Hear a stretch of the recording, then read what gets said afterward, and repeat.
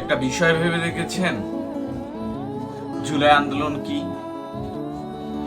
জুলাই আন্দোলন যদি না হতো তাহলে কি হতো? জুলাই আন্দোলন হয়ে আমাদের জন্য কি পাইছি আমরা, কি হইছে আমাদের জন্য? জাস্ট একটা বার ভেবে দেখেন, যদি জুলাই আন্দোলন না হতো আমরা মুগ্ধর মতো মানুষ হারাইতাম না, আবু সাইদ ভাইয়ের মতো মানুষ হারাইতাম না, হাদি ভাইয়ের মতো মানুষ হারাইতাম না, লাখো লাখো মায়ের কোল খালি হতো না। অতএব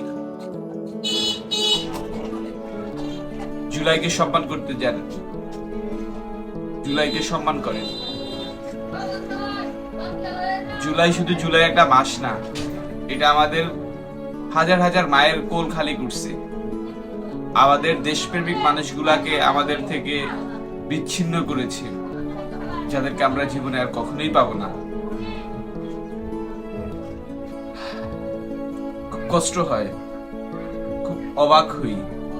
আমাদের ব্যাট, আমাদের ট্যাক্স, আমাদের সবকিছু দিয়ে যেই প্রশাসনের পেট চলে, সেই প্রশাসন চোখের পলকে পল্টি নিয়ে ফেলে আমাদের সাথে, আমাদের আমজনতার উপর। গতকালকের বিষয়টা তাদের ভাবতে গায়ের লোম শিহরিত হয়ে যায়। ওরা এত সাহস কোথায় পায়? আন্দোলনে গেলে, আন্দোলন যদি মায়ের বুক খালি হয়, বিচার চাওয়া কি অপরাধ?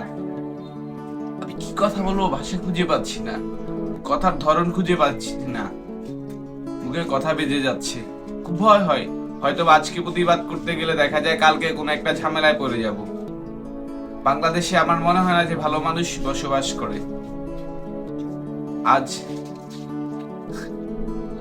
না বলেও পারছি না। একটা জিনিস ভেবে দেখেন তো, যদি জুলাই আন্দোলনটা না হইতো, খালেদা জিয়ার মৃত্যুবার্ষিকীতে এত মানুষ হইতো? সত্যি করে বলেন, অনেস্টলি একটা কথা বলেন। আমরা আজকে যে তারেক রহমানকে পেয়েছি, তারেক রহমানকে কি পাইতাম? রাজনীতিক নিয়ে কথা বলা আমার ভদ্রতায় সাজে না, বা আমি বলি না আমি রাজনীতি করি না, রাজনীতি আমার পছন্দের না। তারপরে একটু ভেবে দেখেন না আপনারা, খুব ঘৃণা কাজ করে প্রশাসনের উপর। আমরা কি মানুষ হতে পারবো না?